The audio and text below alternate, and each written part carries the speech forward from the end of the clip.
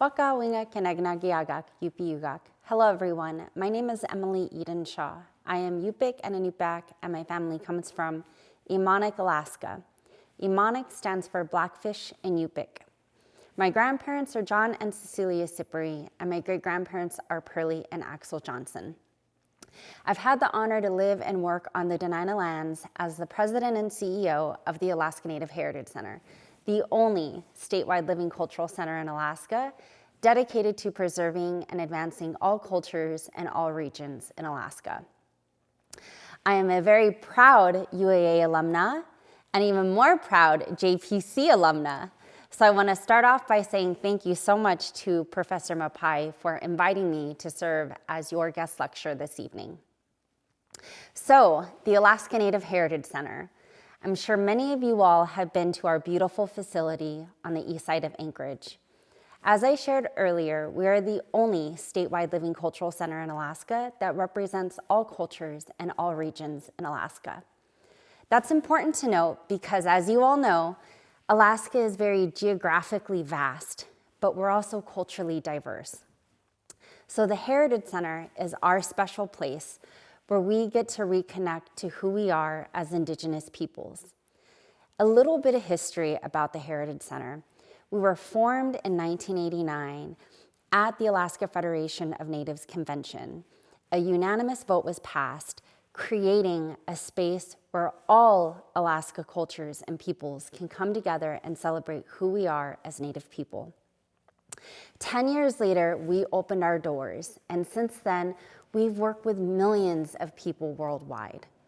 In 2020, we were named one of America's cultural treasures.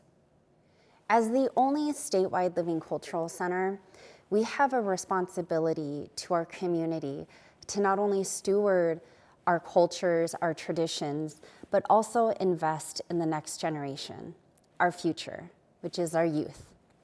Everything we do here, we do with intention, whether it's from sending out a press release, to working with our youth, to hosting an artist class.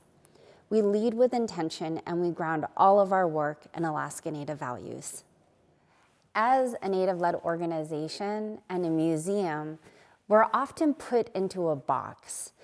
We're combating these Western perceptions of who and what a Native-led, not only organization, but a museum is. Here at the Heritage Center, we are defining who and what a Native-led museum and organization is. So as a Native-led organization, we're often distilled down to who and what an organization or a museum should look like. And what I mean by that is, as I shared earlier, the Heritage Center is a Native-led institution. Our staff is predominantly Alaska Native. Our entire community we serve is Alaska Native. And so with that, as I mentioned, there are Western perceptions of the work that we do or who we are as an institution. One example of that is our work with cultural tourism. As everyone knows, Alaska is often portrayed through a very geographical lens. Our tourists receive messaging and branding and marketing material around Denali and brown bears and salmon and glaciers.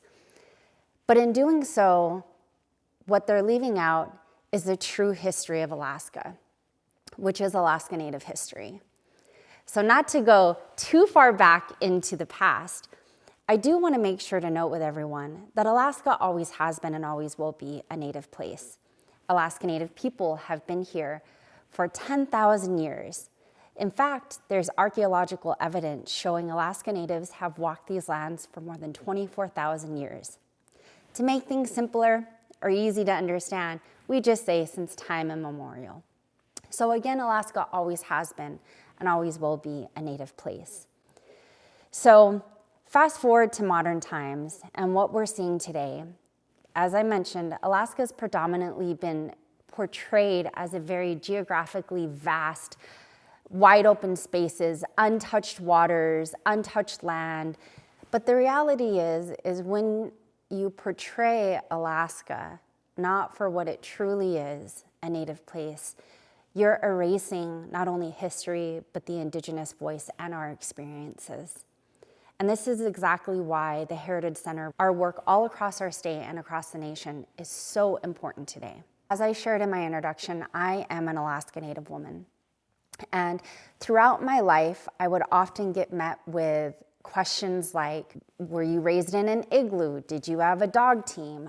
There were constant stereotypes that I experienced, not only as a child growing up, but even when I was going to school at UAA. So when I was a senior at UAA in the JPC department, one of my projects that I really wanted to look into were perceptions of Alaska Natives in media. And it was shocking to see how Alaska Natives were portrayed not only in media in Alaska, but also nationally. And again, this brings us to the Alaska Native Heritage Center. Here at the Heritage Center, we believe that everyone, no matter where you live, deserves to have access to your culture, especially our brothers and sisters who are on the street. There is this perception and this stereotype, a very harmful stereotype, that Alaska Natives are just alcoholics or we get everything for free. Here at the Heritage Center, we really try to work against those harmful stereotypes by bringing much needed programming, again, to our brothers and sisters who are on the streets, in shelters, and in jails. Here at the Heritage Center, even our interns get asked, why are there so many homeless people in Anchorage? And whenever our interns or staff get asked this question, I'm always struck by the onus always being on the backs of Native people without even really exploring the history and the ongoing, not only historical trauma, but intergenerational trauma that has walked with Alaska Native people literally for generations. So here at the Heritage Center, we do a lot of work, not only bringing cultural programming to our brothers and sisters that are on the street, but we also do a lot of advocacy work with like-minded organizations at the local level, but also at the statewide level. So again, those are just two examples of our programming work that we do here at the Alaska Native Heritage Center. So to really wrap it up, in terms of the work that the Heritage Center is doing, I really just want to hone in on the fact that as a Native-led organization, everything we do is grounded in our Alaska Native values. We constantly work with our Alaska Native community to ensure that everything, if our language, the languages that, if we're including in a press release or if we're leading a project, we really use our community as a resource. And I would invite you all to reach out to the Alaska Native Heritage Center or even to the Native Student Service Center on campus to really use and to work with the Alaska Native community in a way that is more collaborative, not just extractive. So with that, what we're going to be talking about today, and when I was really crystallizing this lecture in my head, I wanted to create space for all of you who are taking this class to really understand the history of Alaska Native people and why it's so critically important for us to take a strength base to our work. As I mentioned earlier, we're leading statewide work anywhere from working with the tourism industry to working with social service organizations to literally bringing cultural programming into really vulnerable spaces. But as I mentioned, everything we do with intention.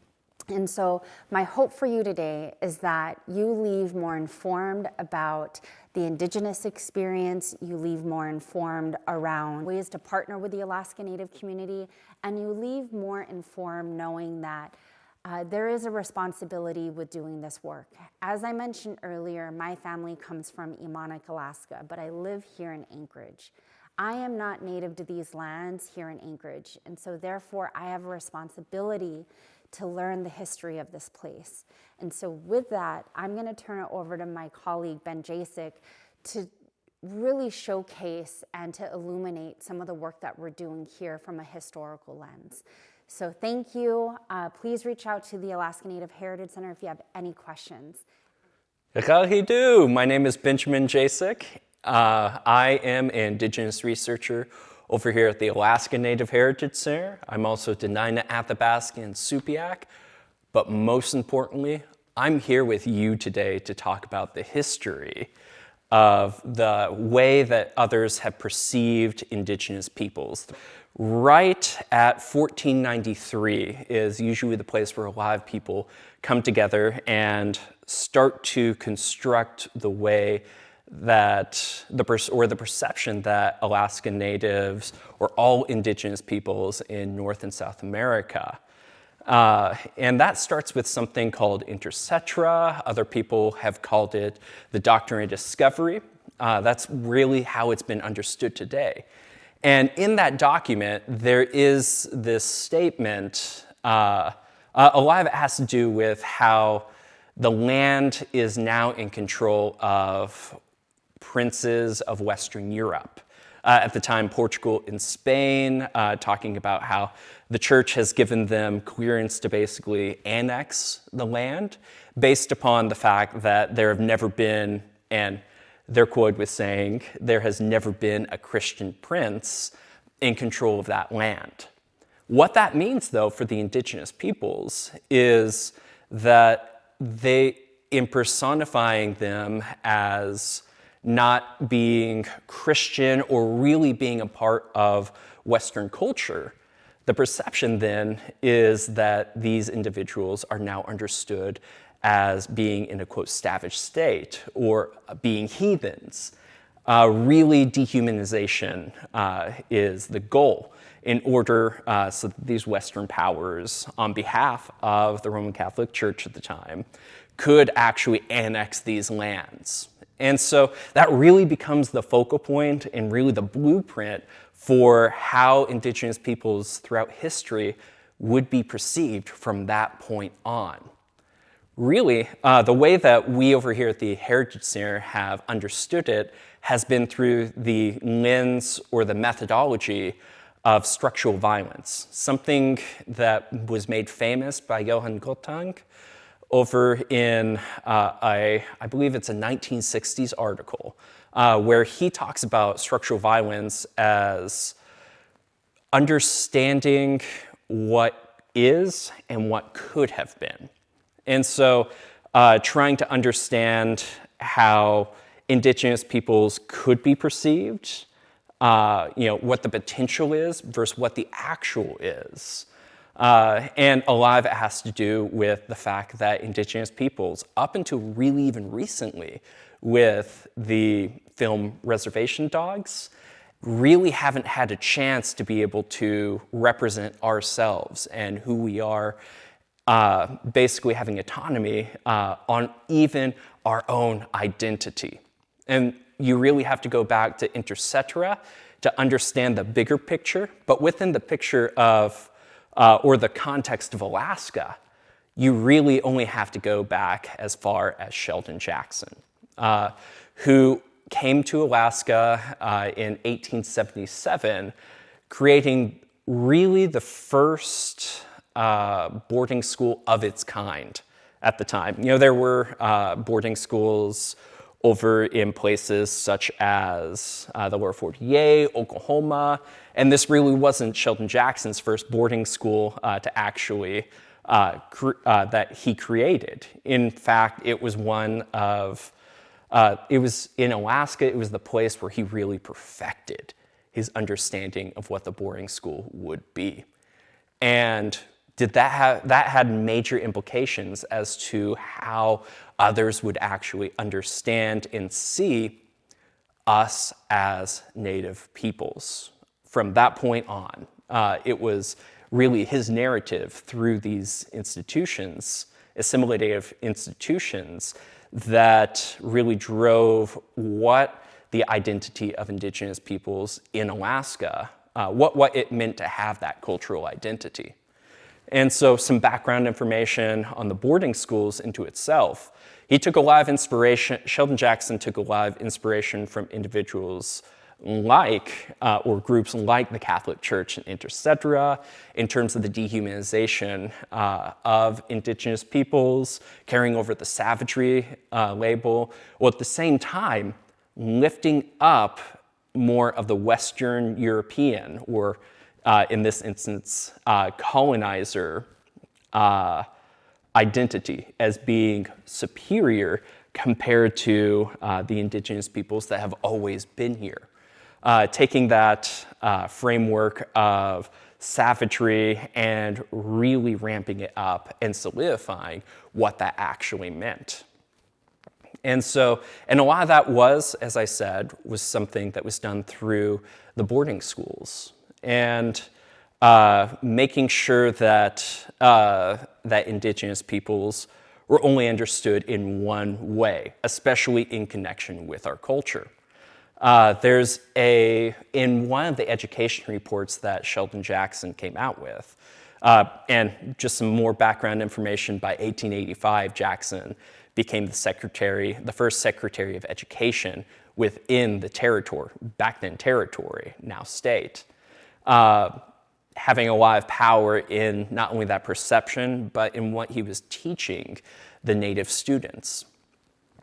And whenever you look at a lot of his education reports, you get a much clearer picture of what he understood it meant to be Native, or to have that Native culture, where you have that perception of, in this one education report, there's actually a picture of a Native individual or from the Bethel area, all in full regalia, long hair, in traditional clothing. And he's actually labeled as being someone who is in a savage state. On the other hand, there's a second picture where this individual has haircut, Western clothing, but it's at that point that if you read underneath, it has this caption saying his name, who is John, Native student. And it's really important to recognize how this has been portrayed within this report, where you first have John, who is only understood to be in a savage state. Yet on the other hand, it's not until John actually has a haircut, puts on Western clothing, that John is understood to actually be worthy of having a name. And that's really important to recognize, that any time that in the past, and really something that you see a lot of the times right now today, is that when natives taking part in their culture, or are understood to resemble or carry over any of that tradition, then we're understood to be in somewhat of a savage state, or in other instances, a heathen. Really a dehumanization, or someone who's not understood to be worthy of personhood until you put on that mantle, until you take on that Western culture. And that's something that you see time and time again throughout the boarding schools, not only in Alaska, but all throughout the rest of the world. Not only isolated to the United States, but also to Canada, Australia, New Zealand, South Africa, and the list keeps on going on and on. And so that perception of what identity means is really important within this narrative. Not only understanding that indigenous peoples have been perceived as being savage in the past, but what that means also today. And what are the other elements of that perception? Another part is that a lot of the positive perceptions that Jackson had put forward in a lot of his other publications, not only to the Presbyterian Church, but throughout Alaska, is understanding that indigenous people can only be redeemed or have personhood if it's given to them, mainly given to them through these colonizing entities. And that's something that you see all the time in various forms of media. There is the object who has, is undergoing a lot of things, a lot of oppression, but we won't tell you exactly where that came from. We'll tell you the solution, which is really the same solution that caused a lot of the problems altogether. And that's where you get a lot of those perception of kind of like the helpless native, who is still in some sort of state, but the only solution, which to something that has been caused really by colonization, has to do with the colonizer himself or themselves. And that's really important to recognize, this perception of suffering, which never actually clarifies who or how this suffering actually came about, and also the dehumanization of the object, which at this point is the indigenous person, versus the concept of healing. And that's really what we're trying to get at, because whenever you perceive indigenous peoples through that lens of suffering or kind of a negative implication or the implication of weakness, that's usually the narrative that comes about, never asking, how did this occur? What structures of violence are in place? While at the same time only understanding the cure to be the same thing that caused it all from the very beginning. And that's why we at the Heritage Center really implore having a positive framework when understanding Native identity, who we are as Native people. Because from the concept of healing, we're actually able to understand and have the conversations of how a lot of the things that we see every single day, but a lot of times have become numb to. How did that come about?